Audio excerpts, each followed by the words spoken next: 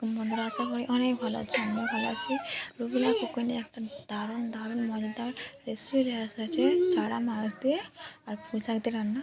তো প্রথম থেকে শেষ পর্যন্ত দেখতে থাকো, অবশ্যই ভালো লাগবে। আর ভালো লাগলে কিন্তু অবশ্যই লাইক কমেন্ট শেয়ার করে দেবেন। যেসব বন্ধুরা দেখো বন্ধুরা, মাছটা অনেকটা বড় না, তো চারা মাছটা খুবই সুন্দর। এই চারা মাছ দিয়ে পুঁই শাক দিয়ে খেতে কিন্তু খুবই ভালো লাগবে, দারুণ একটা লুকিং রেসিপি। দেখো আমি এখানে একটা জ্যান্ত চারা মাছ নিয়ে দিচ্ছি আর দিচ্ছি পুঁই শাক। তো গাছের পুঁই শাক, তো মাছটাকে ভালো করে বেছে ধুয়ে নিয়েছি, পুঁই শাক কেটে নিয়েছি, আলুও ধুয়ে নিয়েছি।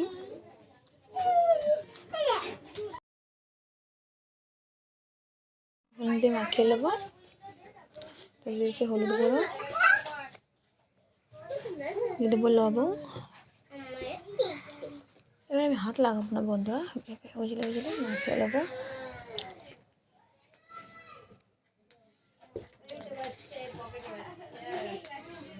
এই যে লবণ দেখো, তবে আমি উজলে মাখিয়ে নেবো। সব বন্ধুরা মাছ ঘাঁটতে চায় না, সকালে হাত লাগাতে চায় না, তো এইভাবে উজলে দেবে, মাছটা খুব ভালোভাবে মাখানো হয়ে যাবে। দেখো বন্ধুরা খুব ভালোভাবে কিন্তু মাখানো হয়ে গেছে। এবার আমি ভেজে নেবো। কড়াইতে তেল গরম হয়ে গেছে, এইভাবে দিয়ে দেবো, মাছগুলো সাজিয়ে দেবো। আর মাছ তো সকলে খেতে পছন্দ করে, তো ওইভাবে বাড়িতে অবশ্যই পুঁই শাক দিয়ে মাছ খাইয়ে দেখবে, খুবই ভালো লাগবে। তো খেয়ে খেতে লাগে পুঁই শাক দিয়ে মাছ দিয়ে। আর চারা মাছ তো খেলে খুবই উপকার। তো মাছগুলো কড়া করে একটু ভেজে দেবো। আগে ভিডিও কত পছন্দ লেগেছে অবশ্যই কমেন্টে জানাবে, ভিডিওটা কীরকম লাগবে। ভিডিওটা ভালো অবশ্যই লাইক কমেন্ট শেয়ার করে দেবেন।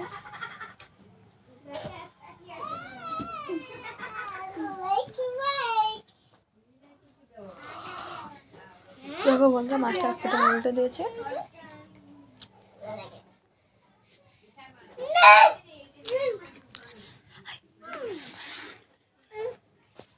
এভাবে উল্টে পাল্টে ভালো করে ভেজে নিতে হবে।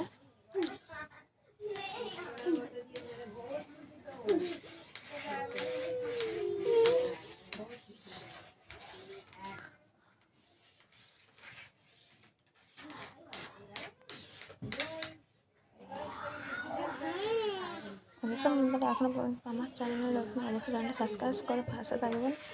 মাছগুলো ভালো হয়ে গেছে, আমি নাম করে নেব।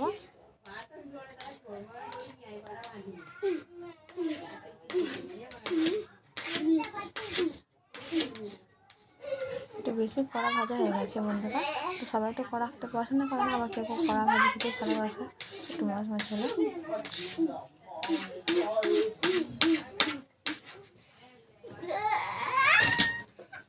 এভাবে আমি সব নাম করে নেবো। দেখো একটা প্লেটে ফেলে দিচ্ছি, প্লেটে সব মাছগুলো আমি তুলে দিচ্ছি।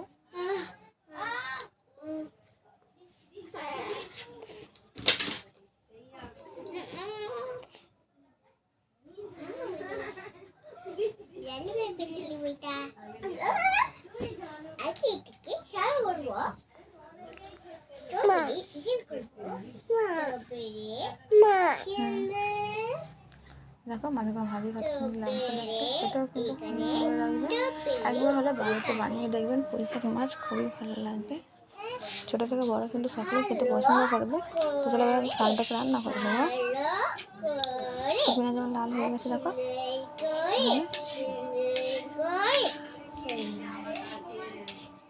ভালো করে পেঁয়াজটাকে আমি লাল করে রয়েছে।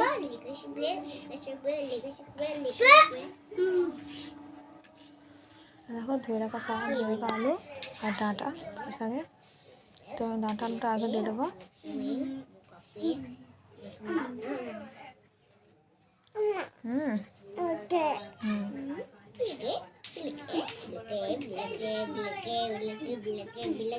দিয়েছি পুঁই শাক, ডাঁটা, আলু, ভালো করে এটা কষে নেবো।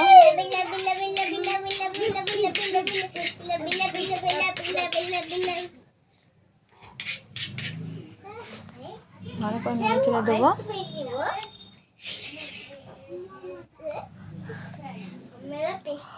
এরপর লবণ, হলুদ গুঁড়ো, লঙ্কা গুঁড়ো, জিরে গুঁড়ো,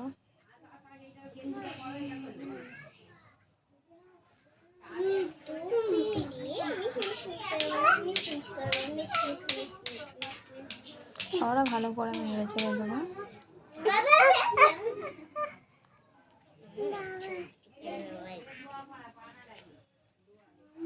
ধুয়ে রাখা শাকগুলো দিয়ে দেবো। এবার আমি 8-20 মিনিটের মতো ভালো করে ভাপিয়ে নেবো, যেহেতু পুঁই শাকের ডাঁটা কলতে পেয়ে যাবে। দিয়েছি পানি, শাকগুলো ভালোভাবে কিন্তু গলেনি, এখনও বাকি আছে। এইভাবে আমি আরও 5 মিনিট রেখেছি। দেখো দিয়ে দিচ্ছি মাছ, একদম ভালোভাবে গলে গেছিলো, আরও আমি 5 মিনিট রেখে দিয়েছিলাম। দেখো মাছগুলো দিয়ে দেবো। তো পুঁই শাক আর মাছ, চারা মাছের ঝোল কীরকম লাগলো অবশ্যই কমেন্টে